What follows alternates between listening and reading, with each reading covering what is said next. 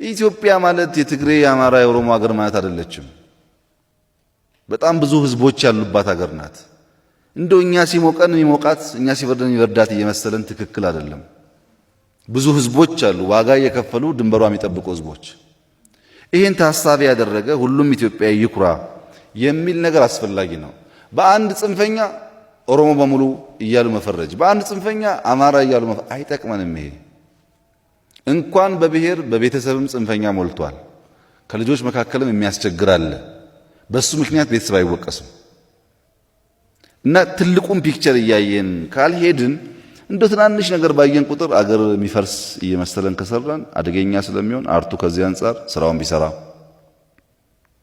በተደጋጋሚ የትግራይ ህዝብና ቲፒኤልኤፍ አንድ አይደለም፣ ብልጽግናና የአማራ ህዝብ፣ ብልጽግናና የኦሮሞ ህዝብ አንድ አይደለም የምንልበት ምክንያት ሁሉን ነገር ፖለቲሳይዝ አድርጎ የመውሰድ ነገር ስትጠቃ ሮጠህ ትገባና እኔ ስትጠቃ ብሔር ተጠቃ ትላለህ። ብዙ ሰዎች እኮ አሉ ራሳቸውን ልክ እንደ ብሔር የሚያዩ ኢንዲቪጁዋልስ ራሳቸውን እንደ ሚሊየን የሚያዩ አሉ።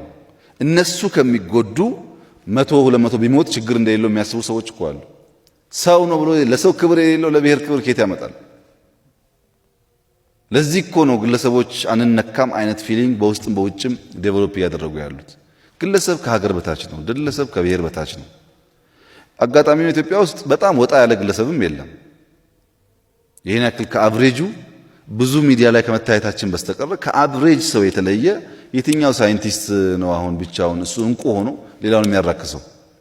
ትክክል አይደለም። ይሄ ማህበረሰቡን የሚያናጋ ነገር እንዳይሆን መደረግ አለበት። ከዚህ አንጻር ደግሞ የእናንተ ጉዳይ በጣም ኢምፖርታንት ይመስለኛል።